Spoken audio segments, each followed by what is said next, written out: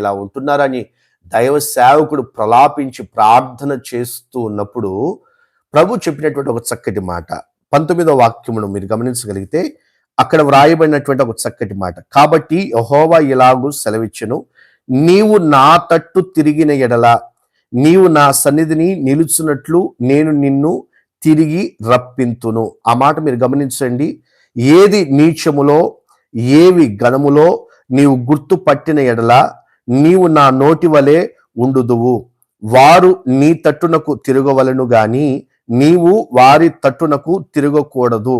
అప్పుడు నిన్ను ఈ ప్రజలకును పడగొట్టజాలని ఇత్తడి ప్రాకారముగా నేను నిన్ను నియమించదను. నిన్ను రక్షించుటకును నిన్ను విడిపించుటకును నేను నీకు తోడయుందును గనుక వారు నీ మీద యుద్ధము చేయుదురు గాని నిన్ను జయింపకపోదురని యెహోవా సెలవిచ్చుచున్నాడు. చాలా జాగ్రత్తగా చదివిన ఈ వాక్యాన్ని మనం